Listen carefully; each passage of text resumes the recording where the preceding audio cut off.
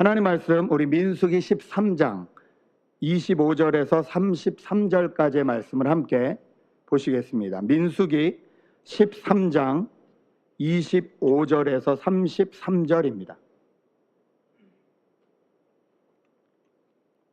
구약성경 민수기 13장 25절에서 33절을 찾으신 줄 알고 함께 교독하시겠습니다. 제가 먼저 읽습니다. 40일 동안 땅을 정탐하기를 마치고 돌아와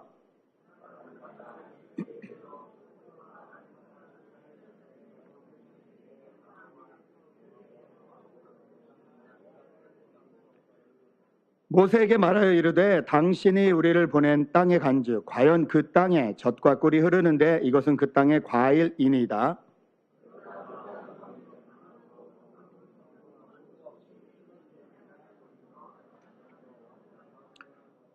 아멜렉인은 남방 땅에 거주하고 헤딘과 여부스인과 아모리인은 산지에 거주하고 가나안인은 해변과 요단가에 거주하더이다.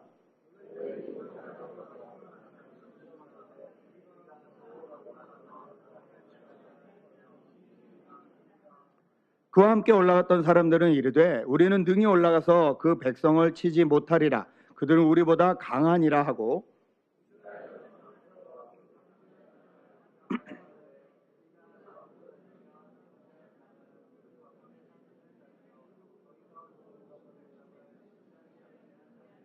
함께 읽습니다. 거기서 네피림 후손인 아낙 자손의 거인들을 보았나니 우리는 스스로 보기에도 메뚜기 같으니 그들이 보기에도 그와 같았을 것이니라. 아멘. 한 주 동안 평안하셨습니까? 우리 3월 첫날인데 우리 한번 좌우전으로 인사했으면 좋겠습니다. 3월도 하나님의 은혜로 충만하십시오. 이렇게 한번 서로 좀 축복하셨으면 좋겠습니다. 지난 한 주 SNS를 뜨겁게 달군 사건이 있었습니다. 나중에는 한국 SBS 8시 뉴스에도 나왔더라고요. 무엇이었냐면 이 원피스가 과연 무슨 색깔일까요? 라는 내용이었습니다.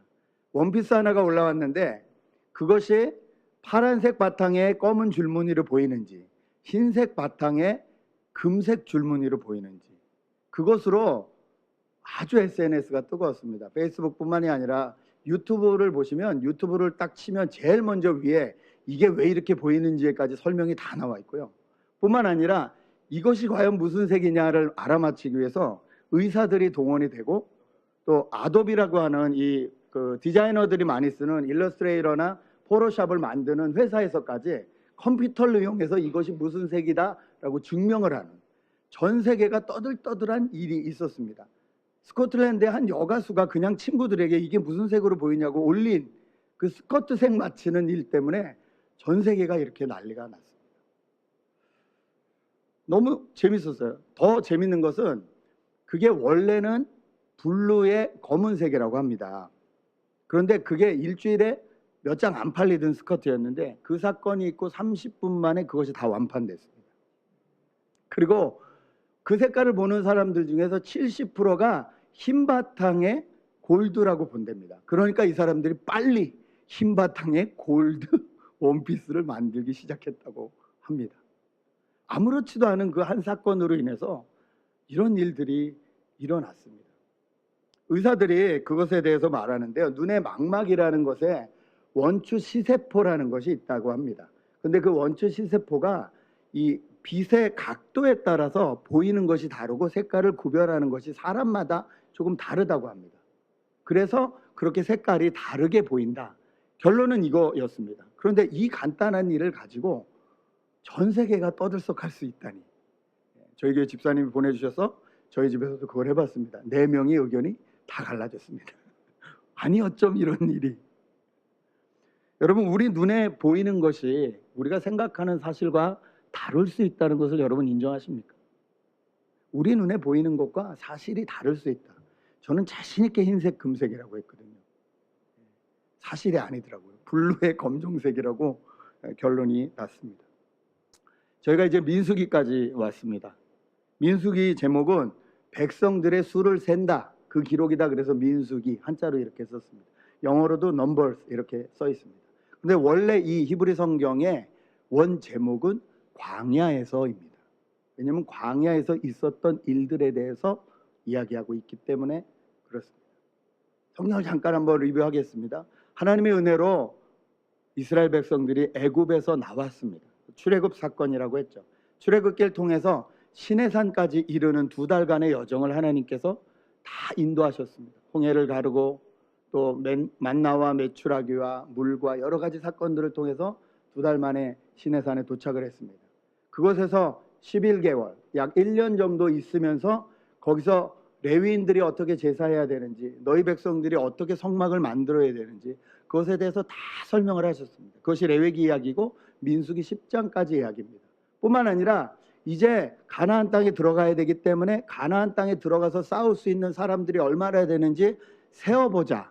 그래서 숫자를 센 것이 민수기입니다. 숫자를 세고 남자만 장정 60만이 되는 것을 확인하고 그 12족속을 성막을 중심으로 셋 나눠서 어느 사람이 동쪽에 서고 어느 사람이 서쪽에 설지를 다 진을 만들어 주셨습니다. 군대의 진영이 이루어졌습니다.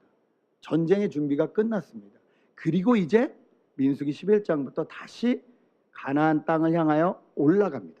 올라가는 길에 바란이라는 광야가 만나고 거기에 오늘의 이 저희 본문을 읽은 배경이 되는 가데스 바네아라는 장소가 있습니다. 거기까지 잘 왔습니다. 물론 그 가운데서도 불신앙이 있었고 어려움이 있었습니다.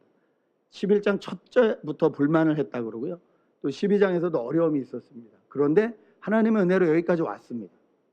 그것까지가 오늘의 배경입니다. 근데 여기 보면 이 가나안 땅에 들어가기 전에 각 족속에서 한 명씩 빼서 12명의 정탐꾼을 뽑아서 그 땅을 먼저 조사하러 보냅니다. 어떻게 보면 민수기를 보면 하나님과 모세가 이 사람들을 보낸 것 같은데 그 뒤에 나오는 신명기와 같이 읽어보면 그것이 아니라 사람들이 원했음을 알 수 있습니다. 신명기에 이렇게 써 있습니다.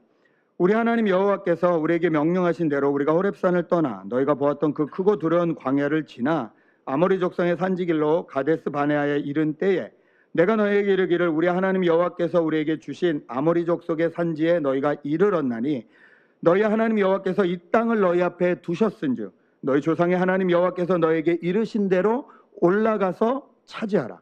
두려워하지 말라 주저하지 말라 한즉 너희가 다 내 앞으로 나와 말하기를 우리가 사람을 우리보다 먼저 보내어 우리를 위하여 그 땅을 정탐하고 어느 길로 올라가야 할 것과 어느 성읍으로 들어가야 할 것을 우리에게 알리게 하자 하기로. 네, 백성들이 원해서 정탐꾼을 뽑았음을 알 수 있었습니다. 그리고 모세가 그 정탐꾼을 보내서 40일 동안 그 땅을 다 검사하고 조사하고 와서 보고한 내용이 오늘 저희가 함께 읽은 본문의 내용입니다. 여러분, 그 땅을 다녀와서 그 사람들이 한 보고가 어땠는지, 그리고 그 보고가 가져온 파장, 영향이 어땠는지, 우리는 이 땅을 살면서 하나님이 우리에게 약속하신 가나안 땅이라는 그 약속의 땅을 바라보며 살면서 우리에게 이런 비슷한 문제가 일어났을 때 우리는 무엇을 믿고 어떻게 행동하고 있는지 저 여러분이 이 말씀을 통해서 하나님의 은혜를 좀 나눴으면 좋겠습니다. 먼저 저희가 가고 있는 이 땅이 어떤 땅인지, 그리고 저희가 걸어가고 있는 이 여정이 어떤 여정인지에 대해서 저희가 좀 정보를 가질 필요가 있습니다. 그래서 이 사람들은 정탐꾼을 보냈고 40일이나 가서 열심으로 조사를 다 해왔습니다. 네, 조사를 아주 잘 해왔습니다. 어느 족속은 바닷가에 살더라, 어느 족속이 산에 살더라, 이런 것들도 다 조사했고요. 그 땅이 얼마나 비옥한 땅인지 그 증거로 열매도 갖고 왔는데, 여러분 믿으실지 모르시겠지만 포도 한 송이를 따왔는데 2명의 장정이 지고 왔다고 했습니다. 그러면 적어도 포도알이 이만해야 돼요. 근데 하나님 좀 허풍이 심하시다, 은유법인가? 뭐 이렇게 생각을 했는데도 그도 그럴 수 있겠다라는 생각이 든 이유가 뭐냐면요, 거기에 사는 사람들이 네피림 자손들이라고 했습니다. 여러분, 네피림 자손은 거인들을 말합니다. 골리앗이 키가 거의 3m였거든요. 제가 잠깐 어제 인터넷을 찾아보니까 세계에서 가장 큰 사람들이 막 270 몇 미터더라고요. 2m 70 몇. 뭐 닭구도 남죠. 그런 사람들이면 포도를 먹으려면 이 정도는 먹어도 괜찮겠다. 제가 그래서 넘어갔습니다. 그럴 수 있겠다. 그만큼 아주 비옥하고 하나님이 말씀하신 대로 아주 좋은 땅이었다. 성경은 그렇게 기록을 합니다. 그런데 문제는 그렇게 잘 조사하고 정보를 가져온 것까지는 좋았는데 거기서 끝나지 않았다는 것입니다. 여러분, 우리가 인생을 살아가는 데 있어서 우리가 정보를 얻는 것이 참 중요합니다. 여러 가지로 살펴보고 이것은 어떻게 해결해야 되는지에 대해서 여러 가지 인포메이션을 얻는 것이 중요합니다. 그런데 실은 그거보다 더 중요한 것이 있습니다. 그 인포메이션을 어떻게 해석할 것인가. 이것이 우리 인생 가운데 더 중요하다는 거죠. 똑같은 땅에 똑같은 기간 다녀온 사람들의 관점이 나뉘었습니다. 10대 2로 나뉘었습니다. 여러분, 보통 민주주의에서 10대 2로 나누면 어떻게 해야 되나요? 10의 말을 들어야죠. 그렇죠? 그리고 만약에 우리 인생 가운데 이런 일이 생기면 어떻게 할까? 이미 충분히 성경을 읽으셨고 성경에 대한 이야기를 들으셨기 때문에 이럴 땐 이렇게 하면 된다라는 여러분의 대답을 가지고 계실 겁니다. 그런데 이 문제는 그렇게 해결하면 되지만 이것이 이 문제가 아니라 내 일생 가운데 일어나는 문제라면, 만약에 내가 내달에 새로운 회사를 다시 결정해야 되는 문제라면, 내가 지금 만나고 있는 사람과 결혼을 해야 될지 안 해야 될지 결정을 해야 되는 문제라면, 여러 가지 우리 상황 가운데 실제적으로 주어지는 그 문제라면 여러분, 그냥 주위 사람들이 말하는 대로, 엄마 아빠가 말하는 대로 10대 2가 되면 그냥 민주주의적으로 여러분 그 결정을 내리시겠습니까? 나는 조금 마음에 안 들어도 10사람이 저 사람 괜찮다 그러면 그냥 그 사람하고 결혼하시겠습니까? 이게 성경의 문제면 이렇게 저희가 봅니다. 그래서 성경적인 답을 찾아냅니다. 그래도 여호수아와 갈렙이 옳았으니까 그 길을 따라야지라고 말할 수 있는데, 정말 내 문제라도 여러분 그렇게 말씀하실 수 있겠습니까? 다음 달에 직장을 옮겨야 돼도, 다음 달에 누군가와 함께 계약을 해야 돼도 여러분 정말 그렇게 생각하시겠습니까? 이럴 때 중요한 것은 그 일에 대한 정보보다 정보를 어떻게 해석할 것이냐의 문제입니다. 그것을 우리는 관점이라고 부르고 가치관이라고 부릅니다. 포인뷰, 퍼스펙티브. 우리가 어떤 가치관을 갖고 있느냐에 따라서 우리의 해석이 달라지게 되어 있습니다. 목사님들도 본인이 가지고 있는 가치관에 따라서 성경의 해석이 다 달라집니다.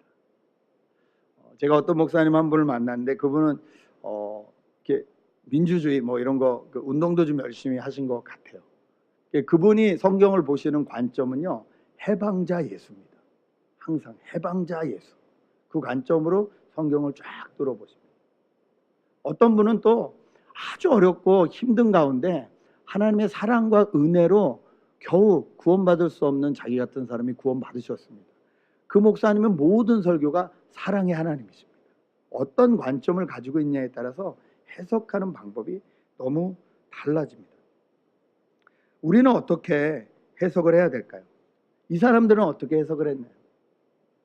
먼저 10명이 말을 합니다. 그 땅이 기름진 땅은 맞는데 32절부터 이렇게 말을 합니다.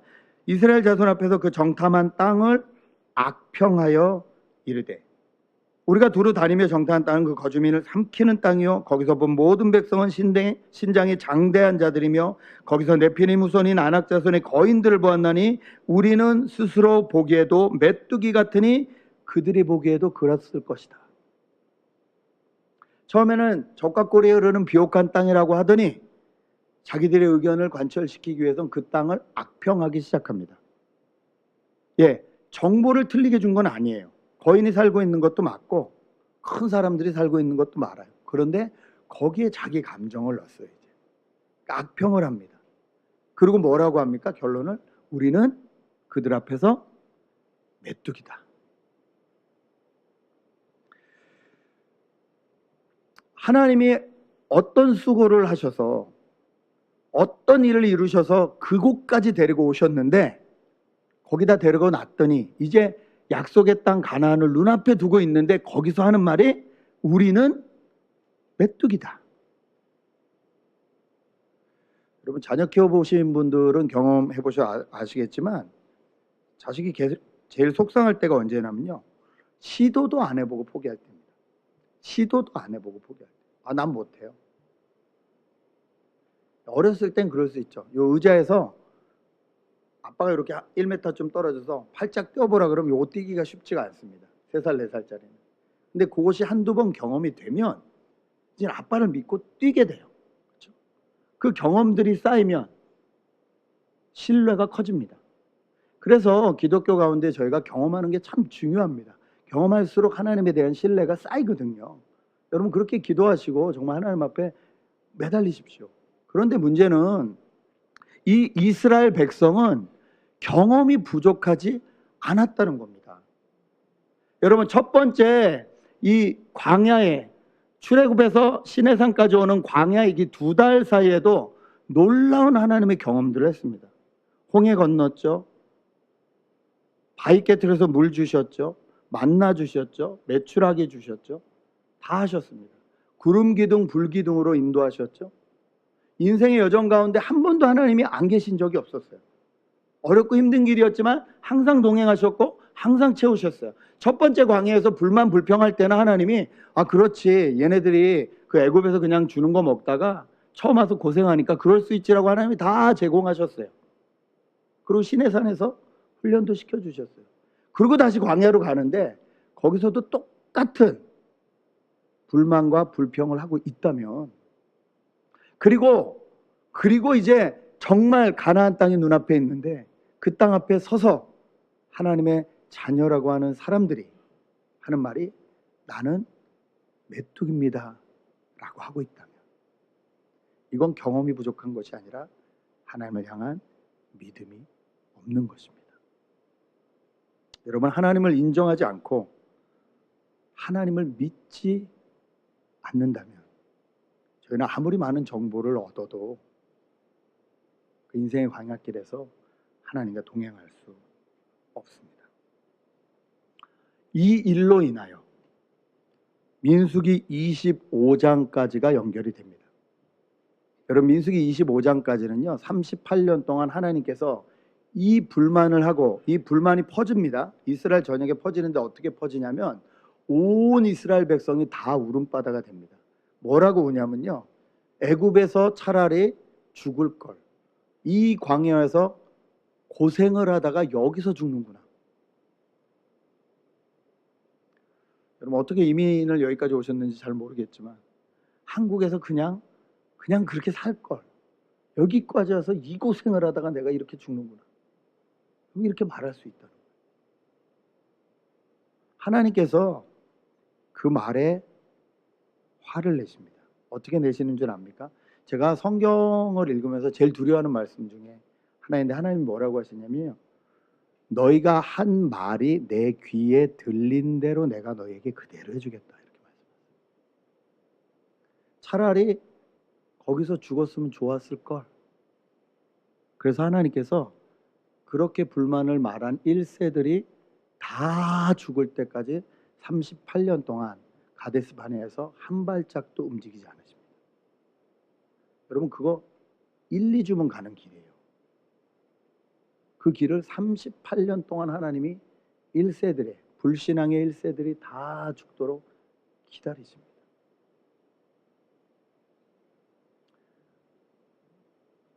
여러분의 인생은 어떠신가요? 저는 아무리 생각해도 우리 이민 생활이 광야 같습니다. 참 불편한 게 많습니다. 뭐가 그렇게 불편한지요? 제가 좀 몸이 아파서 병원을 좀 가려고 하는데 예약하는데 3주 가서 보고 사진 찍는데 3주 또 어떤 우리 집사님은 머리 아프다고 예약하러 갔더니 2달 뒤에 오라 그랬대요. 2달 뒤까지 머리가 아프면 그게 뭐가 이렇게 불편한 게 많은지요? 언어는 좀 되나요? 또 우리 젊은 친구들은 언어 잘 되죠?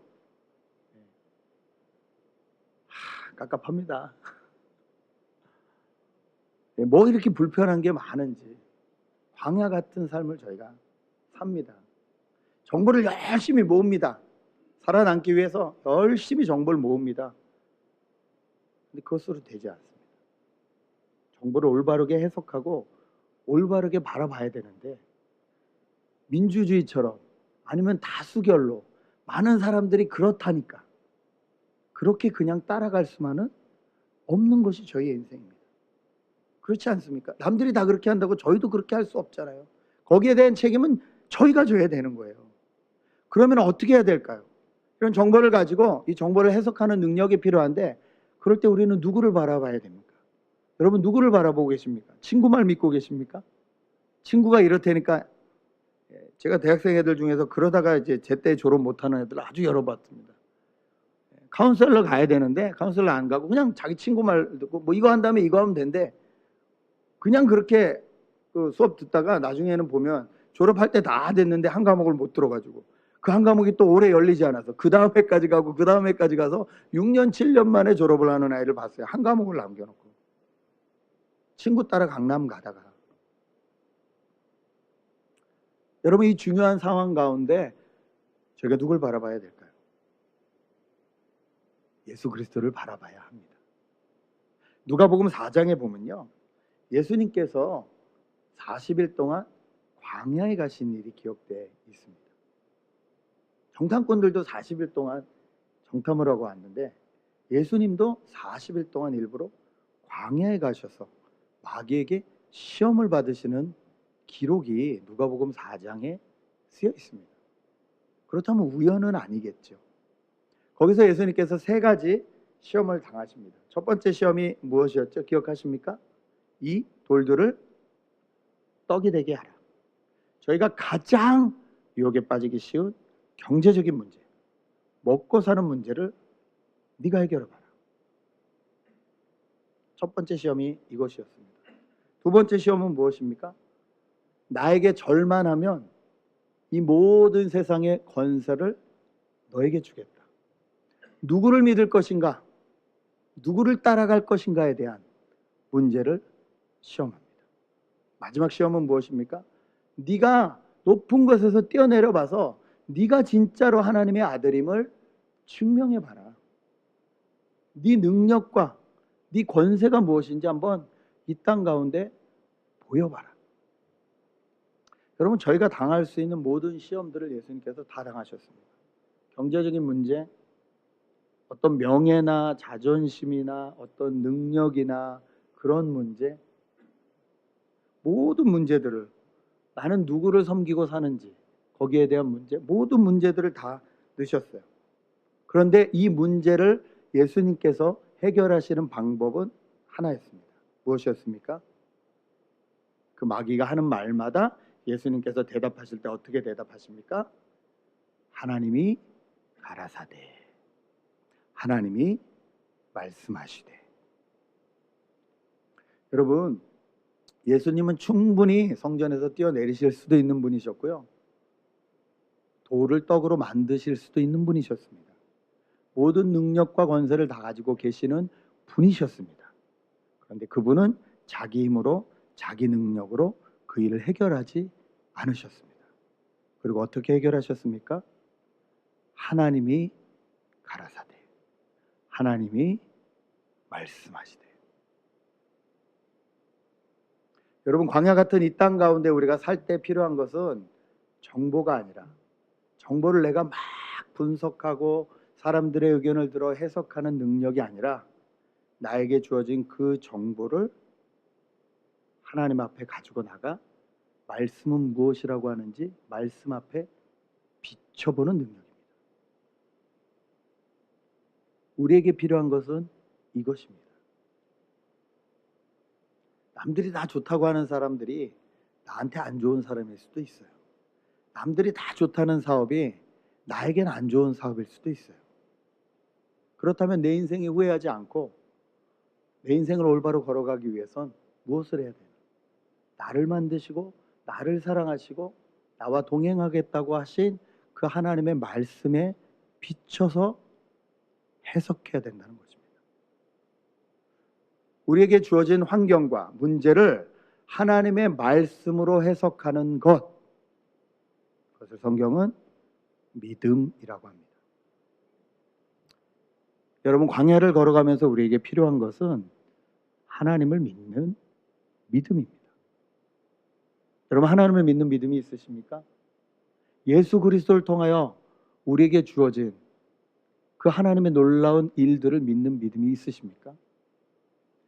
여러분, 믿음은 일반 사람들이 생각하는 그런 것과 다릅니다. 많은 사람들이요, 믿음 얘기를 하면서 무조건 덮어놓고 믿으라고 합니다. 덮어놓고 믿는 걸 뭐라 그러죠? 맹신이라 그래요. 맹신. 성경이 말하는 믿음은 맹신이 아닙니다. 그러면 안 보여도 무조건 믿어라. 없는 것 같지만 그래도 믿어라. 여러분, 없는 것을 믿는 게 뭐죠? 미신이거든요. 성경이 말하는 믿음은 미신도 아니에요. 그러면 열정적으로 믿어라. 새벽 예배하고 금요 철회하고 주여 삼창하고 찬양할 때도 큰 소리로 하고 막 정신없이 믿는 걸 뭐라 그러죠? 예, 광신이라 그러죠. 광신. 성경이 말하는 믿음은 미신도 아니고 광신도 아니고 맹신도 아니에요. 그럼 성경이 말하는 믿음은 뭘까요?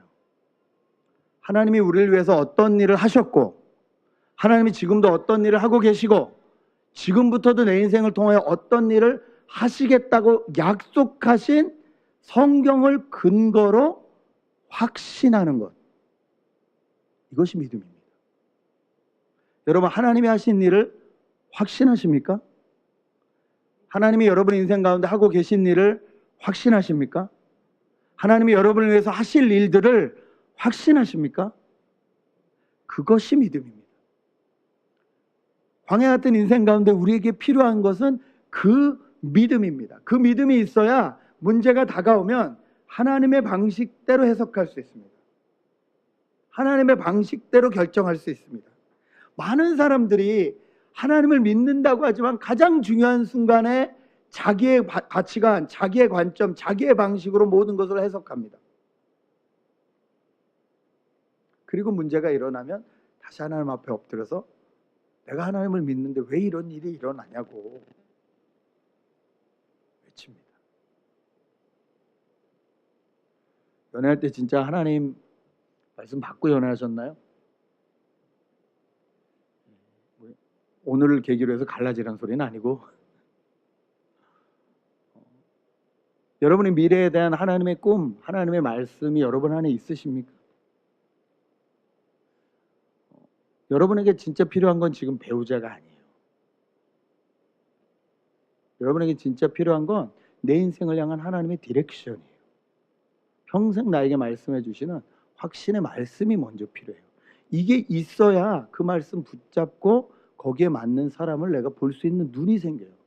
그렇지 않으면 어떤 사람이 좋아요? 이쁜 사람이 좋아요. 키 크고 잘생긴 사람이 좋아요.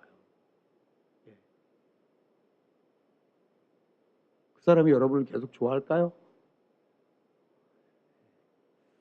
어르신들은 어떠십니까? 우리가 걸어가는 길 가운데 모든 것을 하나님의 방법대로 해석하고 계십니까? 하나님이 인도하시는 대로 걷고 계십니까? 사업은 어떠신가요? 건강을 돌보시는 일은 어떠신가요? 하나님의 방법입니까? 아니면 내 방법입니까? 물론 하나님께서 저에게 이성을 주시고 지성을 주셔서 그런 것들로 해결할 수 있는 것들이 얼마든지 있습니다.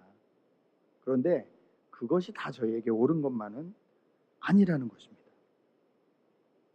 저에게 딱 맞는 것, 그리고 저희가 후회하지 않고 살아갈 수 있는 것, 그것을 찾기 위해서 우리에게 필요한 것은 하나님의 약속의 말씀이고, 그 말씀이 내 믿음을 통해서 이 땅 가운데 일어나는 것을 보는 것입니다. 예수님은 그래서 인간의 육체를 입고 이 땅에 오셔서 그렇게 힘들고 어렵고 외롭고 광야 같은 겟세마네 동산에서 죽기 직전에 기도하시면서 제발 이 잔을 치워달라고 간절히 기도하셨지만 하나님의 마음을 아셨기 때문에, 하나님의 말씀을 아셨기 때문에 나의 뜻대로 마시고 아버지 뜻대로 하십시오 라고 말씀하시고 우리를 위해서 십자가의 길을 걸어가실 수 있었습니다. 제가 좋아하는 목사님이 하시는 말씀 중에 제가 참 별말 아닌 것 같은데 제 안에 참 이렇게 꽂혀 있는 말씀이 있습니다. 무슨 말씀이냐면요, 각자 믿음대로 삽시다, 그 말씀이에요. 이 말씀이 뭔가 이게 이것도 아닌 것 같고 저것도 아닌 것 같은데, 그런데 정말 대단한 말씀이에요. 우리가 하나님을 다 알 수 없습니다. 그렇죠? 우리가 하나님을 다 경험할 수도 없어요. 하나님이 보여주시는 것만큼 그저 조금 아는 거예요. 그것으로 우리가 구원받기에 충분하고 하나님을 따라가기에 충분합니다. 그렇다고 해서 내가 경험한 것이 다 이것만이 진짜라고 우기면 정말 웃긴 거예요. 그렇다면 나에게 말씀하여 주시고 나에게 다가와 주신 그 하나님을 믿는 나의 믿음을 가지고 하나님의 말씀에 비춰보면서 한 걸음 한 걸음 생활하면서 각자 나가자는 거예요. 그 결과에 대해서 하나님 앞에 가서 우리가 정산해 보면 된다는 거예요. 각자 믿음대로 삽시다. 어떤 사람은 예배 시간에 방언을 하지 않으면 성령을 받지 못한 거다. 오순절파는 그렇게 말씀을 하십니다. 장로교파는 무슨 소리냐. 피아노도 이렇게 흘려서 치지 못해요. 사성부로 쳐야지만 이것이 거룩한 예배다. 각자 믿음대로 삽시다. 어떤 게 옳은지 그걸로 우리가 하나님을 판단해서는 안 돼요. 하나님의 말씀조차도 저희는 인정을 해야 돼요. 이 말씀은 지금 우리 시대에 우리 배경으로 쓰인 말씀이 아니에요. 그렇다면 우리가 해석하는 데 있어서 그 당시에는 어떤 배경이 있었고 어떤 이데올로기가 있었고 어떤 사상이 있었는지를 알지 못한 채 지금 우리의 입장에서 해석을 하면 이상한 해석이 될 수 있다는 거예요. 많은 백인들이 그렇게 성경을 해석했습니다. 반대해서 또 동양인들이 성경은 이렇게 해석해야 된다, 동양인의 관점으로 이것을 바라보며 막 해석을 했습니다. 어떤 것이 가장 올바른 번역이냐, 하나님의 뜻이냐, 저희도 솔직히 다 모릅니다. 그것이 정답이죠. 그런데 하나님이 보여주시는 것으로 우리가 믿어드리기에 충분하다는 거예요. 우리가 정말로 사심 없이 우리의 생각을 섞어서 말을 만들려고 하지 않고 하나님 앞에 사심 없이 서서 하나님의 말씀을 읽는다면 주님은 우리 인생을 인도하시기에 충분한 말씀을 저에게 해주신다는 것입니다. 그리고 그것을 증인으로 보여주신 분이 예수 그리스도십니다. 사순절 기간입니다. 3월 첫째 날입니다. 아침에 교회 와서 기도하는데 하나님 앞에 기도를 하는데 제 마음에 그 마음을 주시더라고요. 첫 것은 내 거다 라는 마음을 주시더라고요. 레위기를 보면서 제가 참 은혜가 된 게 이스라엘 모든 남자들을 대표해서 레위인들을 대신해서 나에게 드려라. 첫 것은 내 거다. 애굽에서 장자들을 다 죽이고 대신 너희를 살렸다. 그 대가로 내가 레위인들을 원한다.